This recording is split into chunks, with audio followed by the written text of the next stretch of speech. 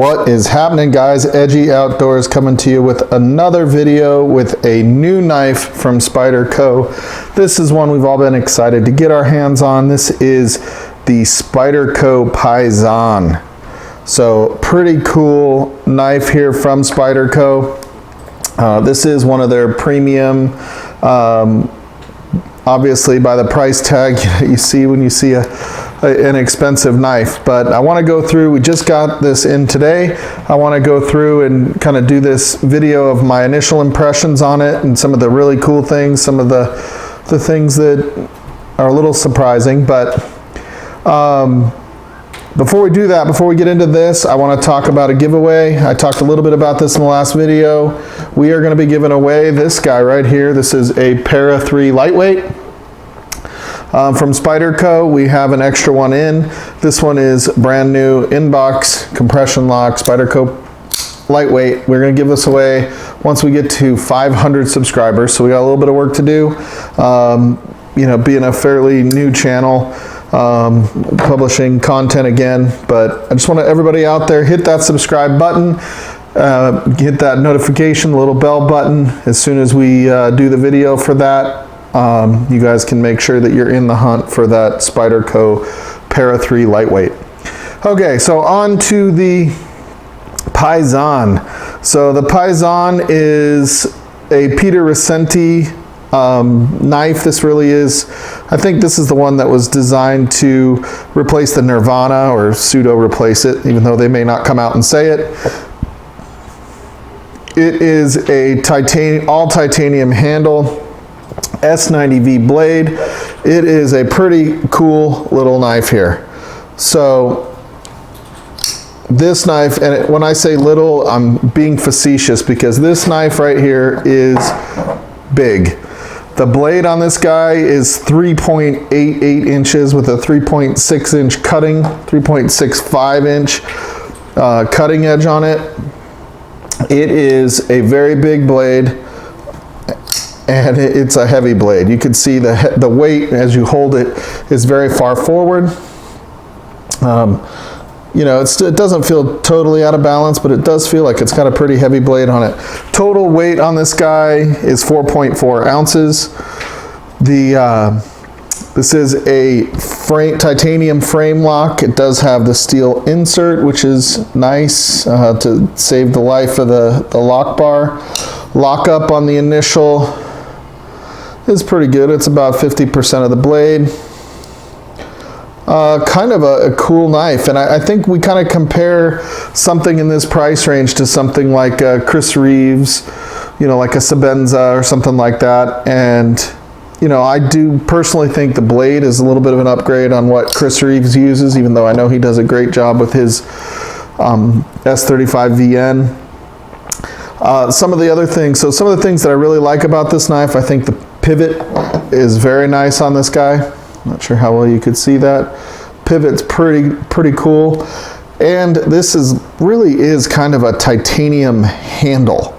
I think I heard Keith Kevin Ken talk about the fact that it's not really scales, it's more like a handle. Because this is a single piece of titanium. It is,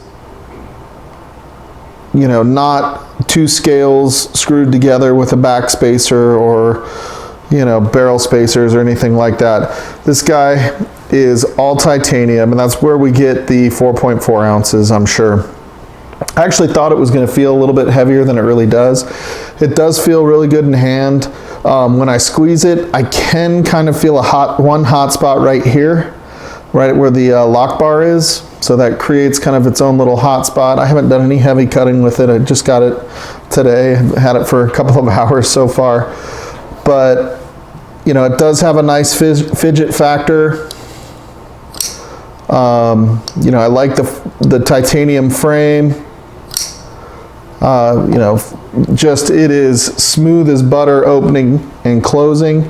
Now, the one thing that I've found on this, and I've asked a couple others that I know from the Collectors Club that got one of these, is I notice, and let's see if I can get this next to the mic. So the detent on this is almost non-existent. This is the one thing that bothers me. It bothered me that my like my Sebenza had, you know, such a strong detent, and then you have it for a while and you're like, I like the strong detent.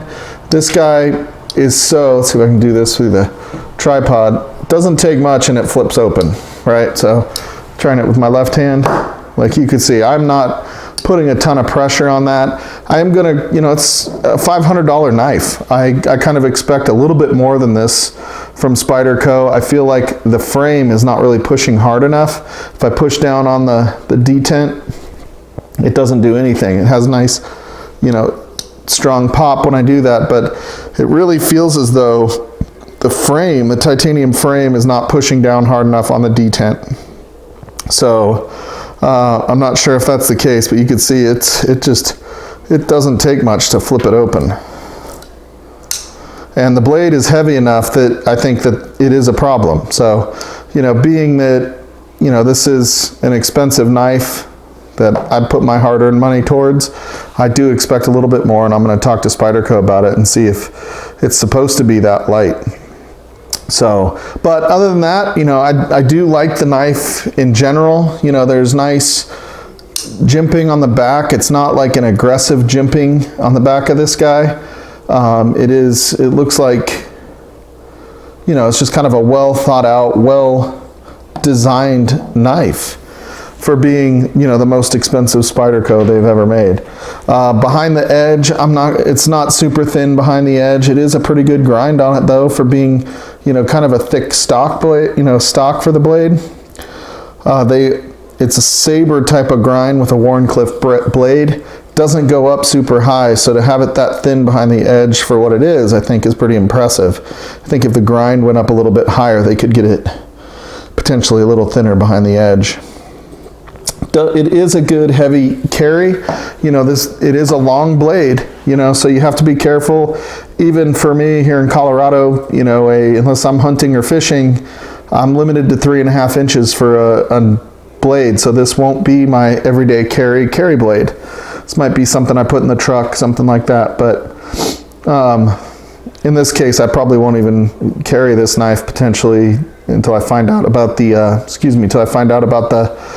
that detent. So that's the biggest hang up for me right now, is the detent. Everything else I really love about this knife. You know, the ergonomics is nice. The, you know, stonewash blade is beautiful. S90V is my favorite steel that Spyderco uses. It's really my favorite steel in general, because I do prefer stainless, so I know a lot of people won't be happy. But overall, that's kind of my initial impressions. I'll probably make another video when we find out more, do a little bit more in-depth review of this guy, try to do some cutting with it potentially if I decide that I'm going to keep it. But anyway, I wanted to get this out there as soon as I got it. I hope you guys are going to have a great weekend. Again, make sure you hit that subscribe button down below. Leave a comment on what you think the value is of a full titanium handled knife with S90V scale. What I really want to do in the next video, or one of the next videos, is compare this to a Sebenza.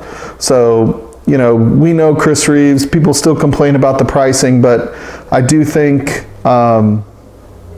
you know, it is a similar build quality minus that detent. I do want to give you some size comparisons.